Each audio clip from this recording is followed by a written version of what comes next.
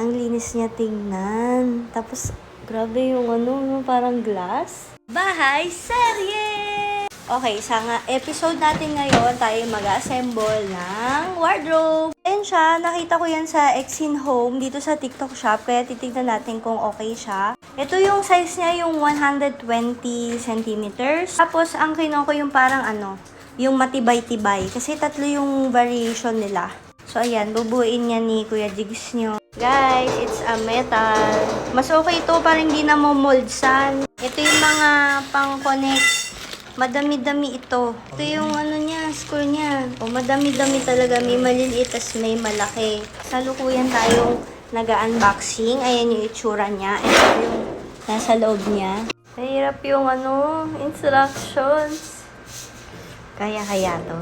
Ito na siya as of the moment. Iba pa pala yan, yung nandito sa taas natin. Ipapatong nyo siya dun sa mismong wardrobe sa baba. Guys, this is the update. Nilalagay na lang natin ito. Nilagyan na siya ng mga screw dyan. Para pala siyang yung pang mga locker sa school, sa office. Ito nga pala yung gilid niya, guys. Meron siya ditong bakal, pang connector. Matibay naman siya. Gusto ko yung sa likodan niya. Kasi matibay siya, may screw talaga siya na ganyan. Kaysa dun sa mga parang kahoy, diba? Na madaling matanggal, ganun, tsaka manipis pa. And then ito, ang lakas maka-glass, no? Ang lakas makadaya. Akala mo glass, hindi naman yan glass. Oh, tapos may siya dyan.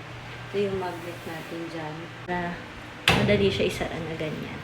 Guys, ito na siya. Ang ganda. Yung hawakan, maganda din siya. And ayan siya. Wow. Pwede rin itong pang background ng video, Oh, ang ganda. So, ito yung nangyari. Di ba meron siya instructions? Hindi talaga namin matapos-tapos. Like, ang tagal namin na binubuo ito. Tinanong ko yung seller kung meron ba sila nung video tutorial. And may nabigay naman siya sa YouTube yun. So, ilalagay ko na lang dyan. If ever, bibili kayo nito. Para mas madali yung pag-i-install nyo. Kasi ito talaga, ang hirap niyang sundan. Sa totoo lang. So, sana if ever, magkaroon sila ng parang another print, na may English translations, na kompleto yung instructions. Pero at least, naman yung technology ngayon. So, pwede niyo siyang ma-view sa YouTube. So, if ever gusto niyo ng ganyang klase ng cabinet or wardrobe, tsaka mura lang siya, guys. Sobrang affordable niya. Ilalagay ko siya dyan sa yellow basket.